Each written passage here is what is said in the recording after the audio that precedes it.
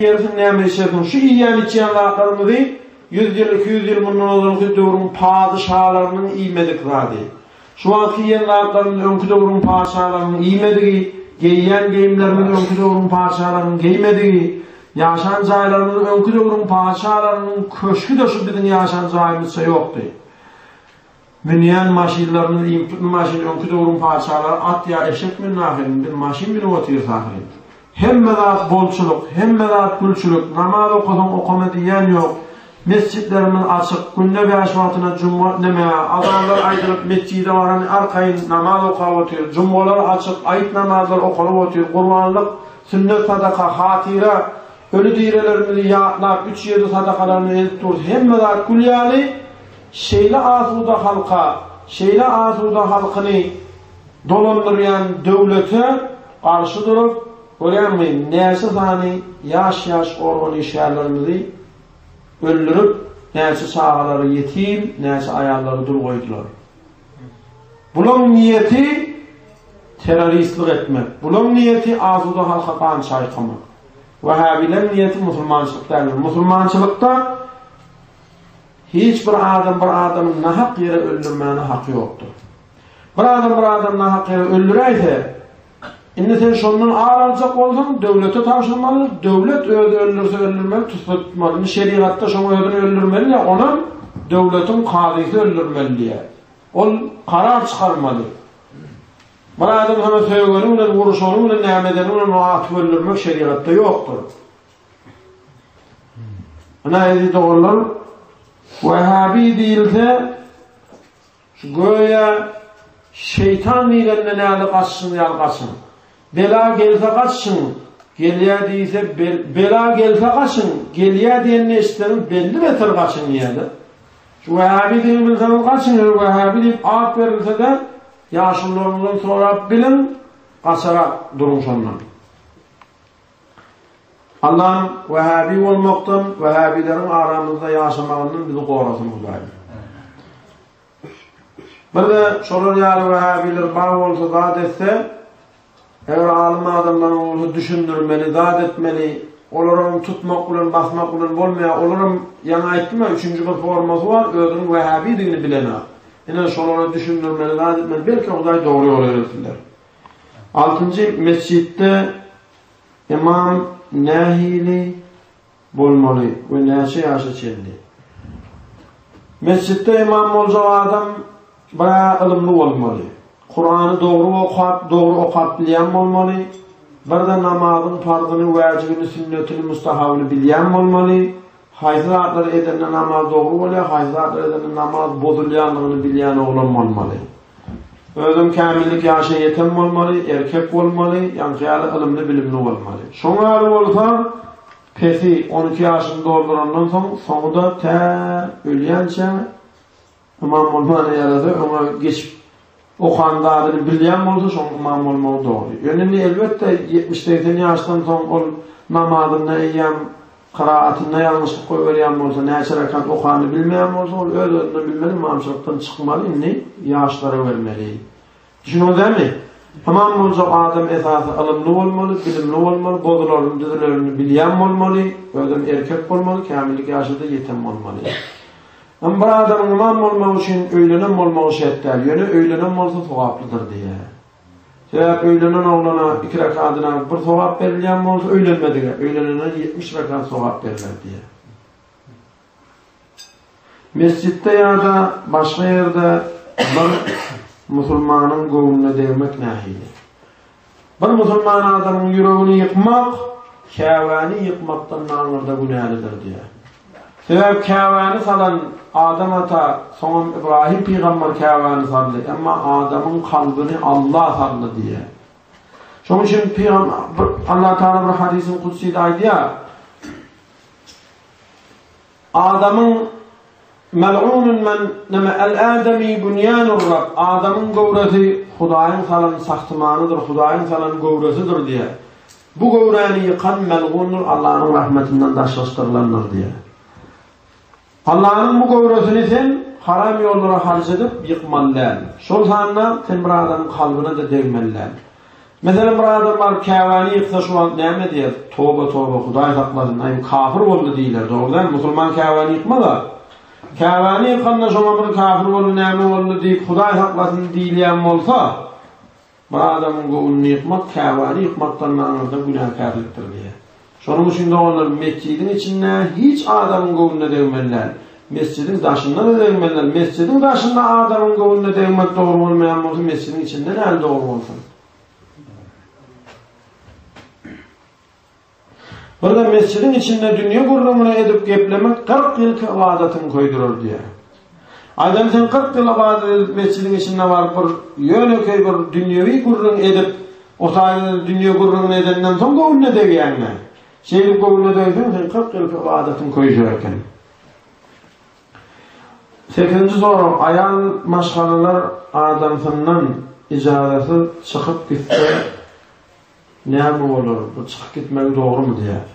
Ayal maşgala adamsından bir ruhsat hiç yere gitmeyene doğru ne ruhsat yok. Hatta eğer ruhsat vermese ayal maşgalanın kakasının oyunu, ezetinin oyunu var bağım doğru der. Peygamberimiz sallallahu aleyhi ve sellem'in zamanasında bir ayal maşgala eğer çıktılar yaşaşıyordu güllerde bir gün eğer vuruşa gitti. Kafirlerden cihada gitti, sögöşe. Şondan maşgalasına çağırdı, men gelen şeyden çıkmadı böyle bolya. Sonra o gitti, Peygamberimizin dövrünün yankı ayal maşgalanın kakası yaramanı havar geldi. Ayda Allah yetiyor, kakın yarana gel, soramana gel, kakın gidip var ya. Onun olama Peygamberimde havar verdi, adamıma şey diye, barsam mı kakamı göreyim ya, adamımın diyen ne deyim mi? Peygamberimde adamın diyen nesin diye. Onun yine son havar ile tidraken ölecek olup dur, deniz analıp dur. Onda da yine Peygamberimiz ayalla sarıtı verdi, adamın diyen net. Kakın ölse cenazesini okan tabla. Yine 3. yerde kakın ayrıldı, indi gel, hoşloş. Diyenler şonda da Peygamberimiz havari verdi, Peygamberimiz aleyhissalatu vesselam yine ona havar etti, gitme adamın diyen net. Kakın ölse cenazesini okan tabla, Kur'an okulan tabla değil. Şu ayal maşala gitmet diye. Sonra Peygamberimiz aleyhissalatu vesselam kim cennete ayal maşgalanı göreyindiyse şu ayalı görsün diye vakti diye. Gördün mü?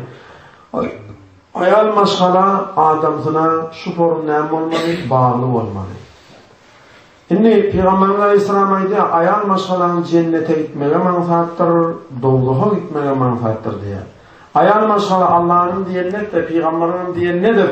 Adamsının diyennedir. Adamsının buyruğu işlerini berca etse, adamsının gitmediğin yerine gitmese, gelmediğine gelmese cennetin 8 kapısı açılır, doğduğun 7 kapısı yapılır diye. Bir ayal maşgala aybaşı olur. Araslanıp adamsı düşüğüne çağıranına gelse hemme günahları dökülür diye. Bir ayal maşgala 5 vakit namazını okap, imanı olup 5 vakit namazını okap, aradasını tutup adamsının diyen nedir? Adamsının kirini yusa diye. Adamsının nahar bir şirik getirip verse, adamsının kovunu tapsa cennetin 8 kapısı şunun için açıktır diye. Ulan bunları anlatsa cennete var mı? Yani şol bir vaktin orada bunun doğduğu gitmeye manfal. Peygamberimiz aleyhissalatu vesselam bir hadisine etti. La hayra fihinne ve la budde minhunne. Bu ayarlarda kân hayır olmaz dedi. Yani bunlardan ayrılığı olmaz. Bak kân hayır dedi. Ayarla az hayır bak. Kirimi yuvacak, öyüne araftanacak, çağırın dokuna fiiliğine bakacak. Karan hırmet edecek. Azıcık hayır var. Yani köp hayır yoktur bu heleyden. Yani bunlardan ayrılığı olmaz dedi. Sebep ne hemen? Şularsız durmuşum, şularsız nefile mi ölmeye, şularsız durmuşum geçmeye. Adam bir yerden mesela çağırasını orman birinci ecelini nira etti deyip öyle vurmak ya. Doğru mu? Yani bu ayarlar dedi. Öz akıllı eğerlerini yenerler, akılsız eğerlerinden ağlarlar dedi. Yani ayal maşgalı öğünün dinler, namazını tehritle eğerini yener. Şimdi daha oturur, ay haladenin yok, öğünlerin yok, kadın yok, toğun yok, ay eyle, ay beyle değil. Ama eğer bir namaz olsa, eğer alkaş olsa, eğer narkoman olsa, akılsız samsık olsa, onun yönü kulu yağlı olup, nemi yesin, nemi içersin, gerek olsa triyajın pulunu kazanıp getirip verir diye. Öyle mi akıllı eğerlerinin üstünde şiir yağlı olacak bunlar. Akılsız samsık, narkoman, alkaşın yanına da pişik yağlı, sıçan yağlı şunun önüne toğalanıp, Vurmasan oldu, kovmasan oldu deyip yalvarar durur diye. Ayarların tabiatı şeyle değil mi?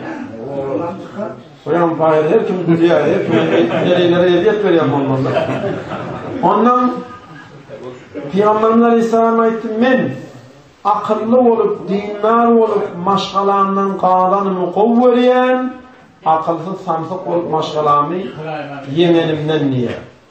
Yani akılsız adam, samsık adam, dinsiz adam ne yapın maşgalasını vuruya, sövüya, ecimliye, bacimliye, onun boyun ediyordu. Peygamberimiz şunlar sövüp boyun etmeden, sövmen, öl kayırıp, ayağın maşgalandan batılanımı kovveriyen nivaytti diye. Kanadı ayağın maşgalanın en kılavuzu diye, 50 yıl sen ağzına bal koysan, kızıl taksan, hemme hizmetini etsen, 50 yıldan barcık edip diyeni olmasa da ayağın maşgala destine aytacak yapışıdır. Sana gelip günah görmedim nivayda. Sana gelip gün görmedim, bu manlayım hiç açılmamıştı deyip şunu aydar diye de.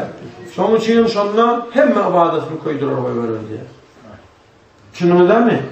Dedi doğrular, ayal maşgaların borcu 5 vakit namazını oka, imanı olup Allah'a Peygamber'e kulluk edip, ilmin önemli, eğerinin buyurun işini bercai etmeli, eğerine hizmet etmeli, eğer düşevine çağıran varsa hak gelmeli, arasta yugunmalı, təze giyimlerini yiyip durmalı, ol toya gidenler təze giyimini yiyip, eğerinin yanında yerinde de bedeninden çıkan şorunu yiyip duran, kafa giyiminle, kafa yağlarını eğerinin kucağına yiyirmeliler. Çünkü şu İslam dininin tersi. Ayal maşgalanın Allah'ın Peygamber'in diyen nedeninden sonra ulu vazifesi eğerinin hizmetinde olup eğerinin yüreğinin isleyecek zadını yerine getirecek olmalı. Eğerinin vazifesi ayalını vurmalılar, sövmeliler, yedirmeli, içirmeli, övülenip etmeli, giyimülenip etmeli, eklemeli, saklamalı, kesellese baktırmalı, neymen maşgalasına hizmet etmeli. Ayarlarınla adamsından icazeti bir yere çıkmak doğru derken. Kur'an-ı Kerim'i tecvid dilin okumalı mı ya da tecvidsiz okuyabiliyor mu? Dedi doğrular, maşini praviyle, maşin sürüş kanunlarını bilmem, maşini yolu çıkarıp süraysan barıp bir yere ya bardura bulursun, ya kıdırla geçip havari edip neyse adamın ölümüne sebep olursun. Doğru değil mi? Biz maşini pravasız ve pravilasız sürüp olmayan olsa Kur'an'ı da tecvidsiz okumak doğru değil. Yönünü yaşlılarımız olsa, adımız olsa, onlar dilden öğrentir, yanemeden öğrentir, orsattan öğrentir, şolarım onlarsa tecvid okuyacak olmalı, bilecek olmalı. Ya tecvidsiz okursa yanlış oluyor. Ha bilmese, onunla olan öne çıkıp imam olmalılar. Ovada maşini süren adam pravilerini bilmese, şehre maşinine çıkmalılar, o tayesi avariye. Ovanın içinde bir yarayan. Ovada sürmene yarayan olsa, bu şehre çıkmalılar değil mi? Şunun yani sen öğün tecvidsiz Kur'an'ı bilen olsa, onunla sen imam olmalılar. Çünkü bu tecvidsiz okan Kur'an'ın din öğüne yarayacak, halkın namazına yarayacak değil. Tecvidsiz Kur'an okumak doğru değil.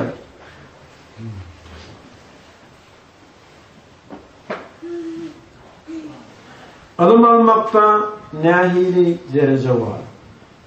Dedi onun sonra. Adım neyleyenler Allah'ın bir sıfatı. Allah'ın muradı alim. Her zatı bilen nedir? Adım Allah'ın sıfatı. Adım öğrenmek Allah'ın bir sıfatı ile sıfatlanmak. Allah alimlerin hakkındaydı ya hel yestevillezine ya'lemune vellezine la ya'lemun. Ey bilen bilen bilmeyenler dem olur mu diye. Elbette dem olmaz. Doğru değil mi?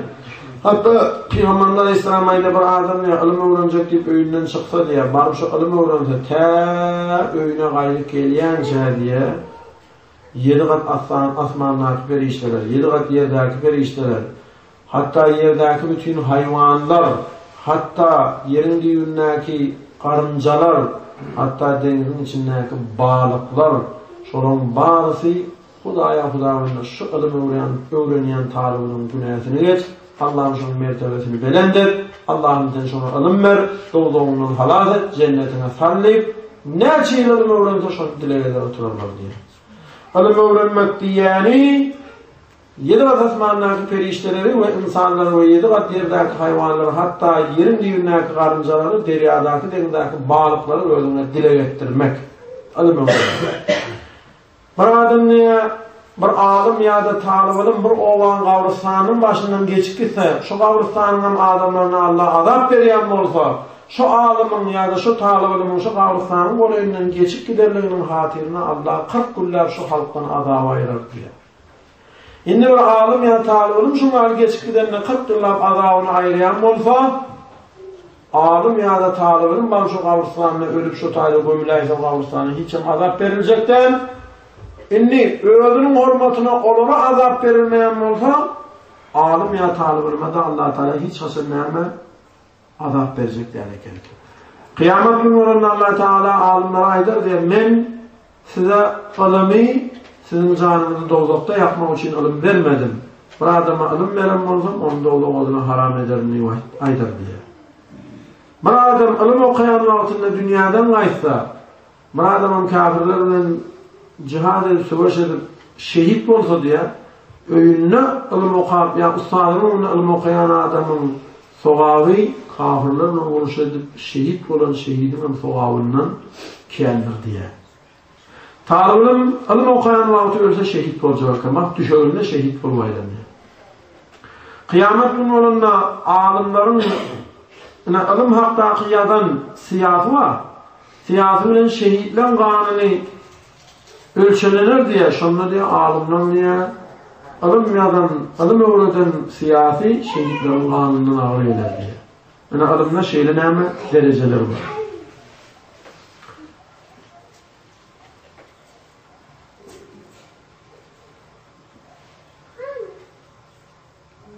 Malın damağını çalanına neyem edenine halal oluyor, neyem edenine haram oluyor.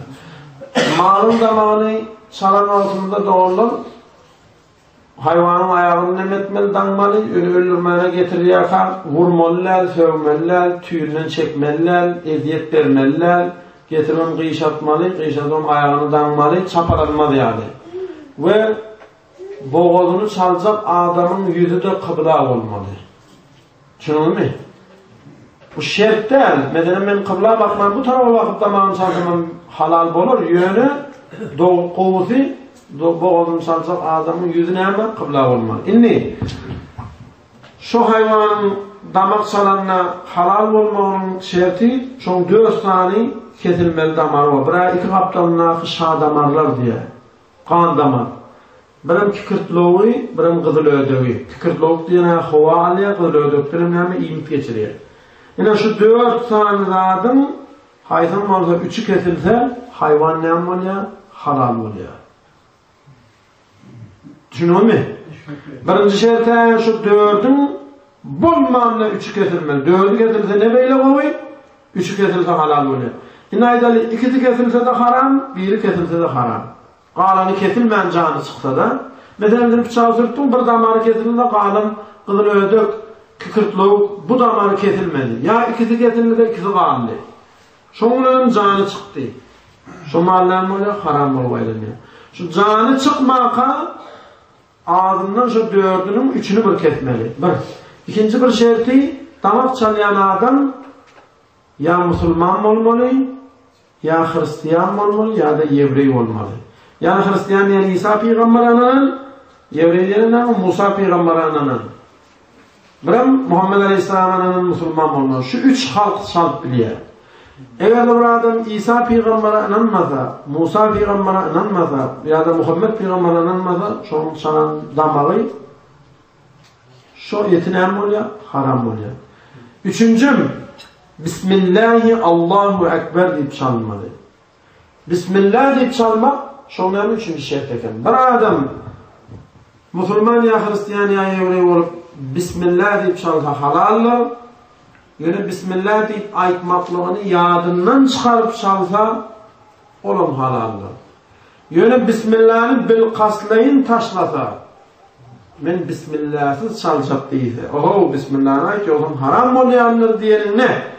Bismillah'ını inkar etse, Bismillah'sız bil kaslayın, Bismillah'sız çalaysa, şuna hem oluyanken, haram oluyanken. Buna damak çalanlar şertler şu 3 şert. Birincisi 4 damarın 3 getirmeli ağzından, 4 getirildi ne böyle oluyor? İkincisi çalyan adam Müslüman ya Hristiyan ya da Yevreyi olur. Yani Musa'ya ya İsa'nın ne olur? Üçüncüsü de ne mi? Bismillah'ına aytmak gereken. Yine bir doğrular bir ayalda onun sonra ettir. Hicab barada, hicab takınmak barada, şunu takınmalı, takınmalı, lemi, takınmalı olanı nehiydi, soğabı ne hemen şuna sorattır. Ne dedi doğrular dinle erkek adam uyat yerini görkezmekliği haram mı değil mi? Haram. Bu adam öyle uyat yerini halka görkezmek değerek çünkü Allah şu yerleri görkezmekliği bize haram etti. Erkek adamın uyat yeri göğünün aşağının başlatlarını göğüyle dizinin aşağına çeldi. Biz dizide avrattan. Avrat diziyi ödüne kesekilen seyretmekliği haram olan yere avrat diliye. Şimdi erkek adamın avratı göğüyle dizinin aşağına çeldi. Şu iki ortalık. Mesela bir adam göğüyle dizinin ortalığını yapıp namaz okusa namazı bitecekken sebep uyat yerini yaptı da yöne geymin gecimin bolup durup sen bu taylarını yokorunu açıp ayonunu bolyan ekenini dizini açıp incini açıp ya da göğünün yokorunu açıp kellerini açıp okudu o mekruluk oluyor, o gelişmeye edepsizlik oluyor. Yine erkeğin uyat yerini bilir. Ayal maşgalanın avratı. Yani ayal maşgalanın yapmağı vacip olup şu bedenini görkezmeği haram olan yerleri ayal maşgalanın bütün ağzası avrattır. Dine yüzü iki eli tirteğine çelli, iki ayağı da topuğuna çelli görkezmekliğine hakkı var. Şunun mu? İki ayağı topuğuna çelli İnciğine meyyem görkezmeği ayal maşgalı için haramdır, görkezmeliler. İki elini, yani şunu neyme koşarına çelli. Tefeklerle koşar denen şu taydaki buğununa çelli. Şuna çelli görkezmeğine hakkı var. Yüzünün, yani şu manglayından başla, kutayın eğenine çelli, yani şu taydaki. İnbiyarisi ayal maşgalı boynunun görkezmeliler, kulağının görkezmeliler. Ayal maşgalının kulağı da avrattan, uyattan. Onun İslam dininin ilk gelen vaktinde Arapların ayal maşgalalarının saçı da görünüyordu, kolu da görünüyordu, yakası da açıktı, boynu da açıktı diye. Sonra günlerde bir onun Hazreti Ömer Allah'tan isteyerdi vakti kaşı bir hicab deyip, hicab diyen ayal maşgalanın yüzünü hem bir yerini örtüyenlerde hicab diyorlar. Bir şunlara bir hicab ayeti gelaydı deyip ağzını son hicab ayeti geldi diye. Şununla Allah Teala diye Peygamber'e sen ay Müslüman ayal maşgalaların şunun neyme bütün ennamlarını örtsünler, dine yüzleri, elleri, ayakları açık olsa ziyanı yok diye. Eğer de bir ayal maşgala seyredenler şu ayal maşgalana yüreğim tutuyan olsa şu ayal maşgalana yüzünüm yapmalı gerek, koşarınım, elinim, ayağınım yapmalı görkezmeliler. Sebep diyene ayal maşgalanın tebiatı göderilir diye. Erkeğin bedeniyle ayal maşgalanın bedeni denlerler, göderliği de denler. Ayal maşgala aslında bir göder var. Onun adamın tebiatı göder zade hüvvet ediyendir diye. Onun boynu açık olsa, yakası açık olsa, göğsü açık olsa, inci açık olsa, yeni koşarı tirteği açık olsa şu tayına erkeklerin gözü düştü, erkeklerin yüreği yutkuyor. Eğer fikrim yutkuyor. Evet niyete minir ya erkekleri. Şunun için şeriat ne diye şu taylarını yapın, erkek Müslümanları günahya sokman diye. Şunu değil mi? Şunun için Allah Teala onlara bütün ennamlarını yapmaklığı farz etti. İnni şunun için bizim ata babalarımızda şu hicab diyenlerde katı ünüs verip köyle karlı ecelerimizi, enelerimizi görsek şu an vardır. Şunun ağızları yaşmaklı, kelleleri yağlıklı, toyu merekâiste de hükman surutta kelleleri yeleklidir. Yelek başına bir kürte yağlı, yaş gelirler kürte, karılar yelek. Yani yelek diyene değil mi? Bürüncük at yanlar.